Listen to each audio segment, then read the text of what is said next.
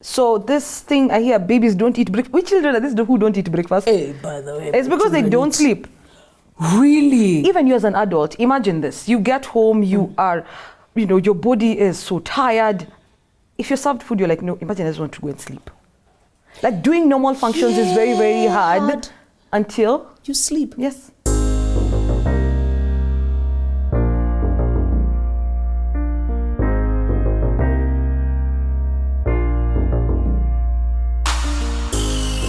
Hi, welcome back to my channel. I am with Mwende. She's a sleep therapist. Her absolute passion is children and making sure that you actually have a family and a home and a life that functions because your children sleep. But I was telling you, very soon, you will have to get yourself into adult therapy. I was telling you about Arianna Huffington. Now, you didn't know this, so this is something I can give you. Arianna Huffington, for the longest time, she of the Huffington Post, she literally introduced thriving, and she's got an amazing book called The Sleep Revolution, transforming your life one night at a time. In fact, she says she became successful after she started sleeping well. Adults don't sleep. They don't. And they pass on their bad manners to their children. So the average person in Kenya falls asleep at what time? If I'm not wrong, half of them would fall asleep between 11 and 11:30. More like 1 a.m. 1 a.m. And they need to be up at 5. 5. So you've slept barely 6 hours. Because barely? Yes. And you're expected to drive on the road. Yes, these ones. And all you and Starbus. And even, I remember telling somebody the other day, I don't even think the touts are as bad-mannered because of anything. It's because they don't sleep. They don't sleep. So what do? They will abuse you front, back and center. Yes. Sleep is important. And so what you do when you go to work? Under productivity. Yes. And you're like, the boss man say, and everybody's just all over the place. It's because you didn't sleep. So what did you do? You left work, went for happy hour, and then what time are you getting home? 11:30. Then it takes you an hour to fall asleep. And yes, because you don't have a proper wind down. Yes. And I'm big on that kind of descent. I call it the descent. Because you and I were talking also about the fact that even the lives we live, and incidentally, when it comes to you, you don't go to her. That's something you told me. Yes. She comes to your home because the only way, and it makes perfect sense, that you can prescribe the right therapy, sleep therapy, is that you need to see the environment the child is in. Yes. Now, when you come to our houses and you realize, mtoto lala hapa, alafu bwanangu akapale. Baby moves. Now, there's a war there already. Because their mothers were like, eh. But again, and that's the thing. I remember we were talking about who is it for? It's for both mother and baby. And because parents don't want to let go, and I tell them, do you know this child is going to grow? They're just like, you water them today, tomorrow they're not fitting in the shoes. Yes. Yeah. And I tell them, this is for you. And after a couple of weeks into it, somebody would text me like, I actually went out for dinner with my husband. Yes. I actually caught a movie. Yes. I did that master's. I deferred a certain paper, but now I can do it. Actually, you've answered a question a lot of people ask me. They're like, so how do you... First, of course, I make choices and decisions.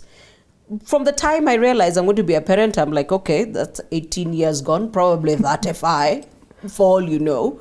But I also realized there's some things I cannot do anymore because it was a decision and it was conscious. But also, I'm very clear about what I will do and will not do.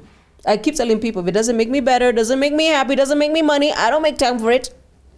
Find out where you fit into that and align yourself accordingly. If you realize you're none of the three, endelea.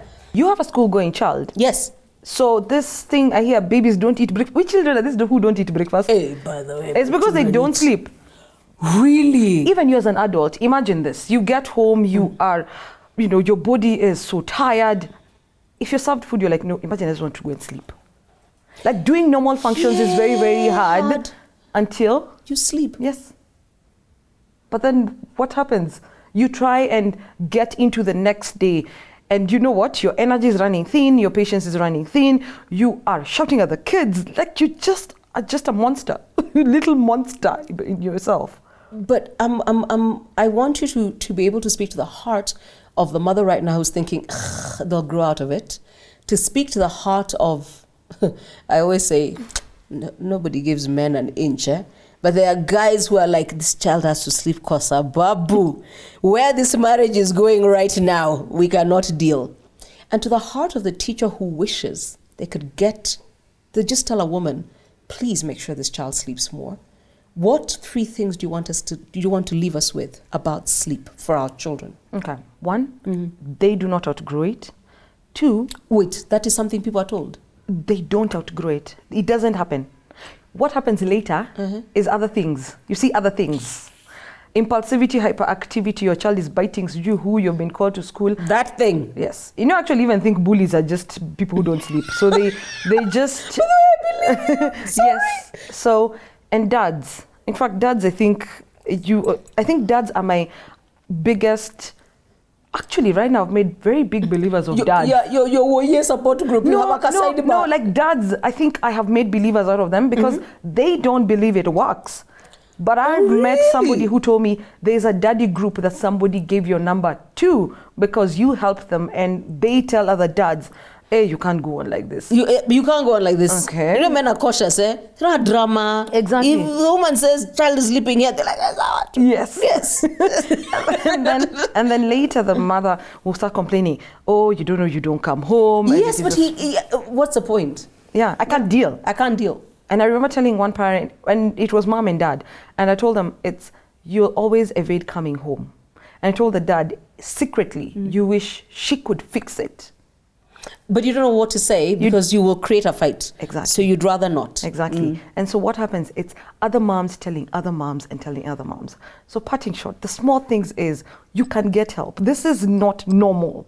Yeah, children not sleeping is not normal. It is. They need to sleep. And even small things like, why is your 3-year-old hitting their head on the floor? First I go to, how is your baby sleeping? But what are we told? It's kawaida. You don't know boys do these things.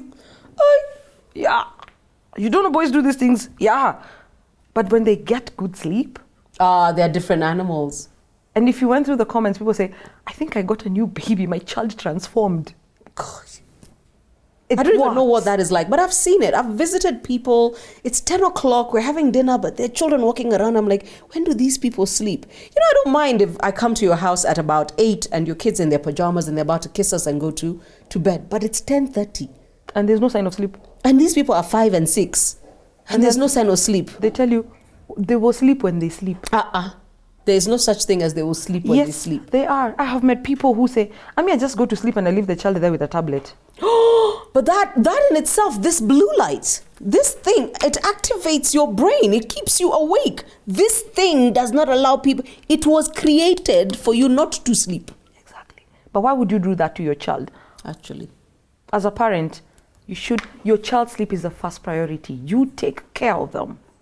Yes. Just like you feed them. Yes. Sleep is part of the diet. Exactly. Sleep is part of the diet. Yes. And this is one for you, and I remember which Dunford it was. It was Jason.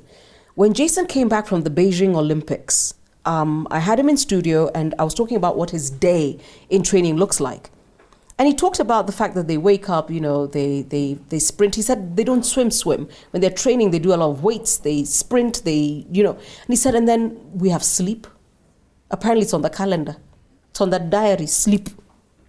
And it's because apparently their muscles grow and recover when they sleep. Yes. Even athletes understand that they can only perform if they sleep. Sembuse your child. and then there's sleeping and there's sleeping. Yes. Quantity, sleep. Sleep. It is not just closing your eyes and sleeping. No. That when you cough, you wake up. Yes. You wake up in the morning feeling like a truck hit you. By the way. You're supposed to stay asleep. And then you become that child. Yes. You wake up in the morning thinking, oh my God, I feel different. I can go to the gym in the morning. Yes. Stop dragging yourselves out of bed and snoozing 50 times. Wake up. By the way, wake up. Just get up. Just get up. Yes, actually, it's a 5-second rule. Yes. 5, 4, 3, 2, 1, up. I am going to literally say this for your chama, for your organization.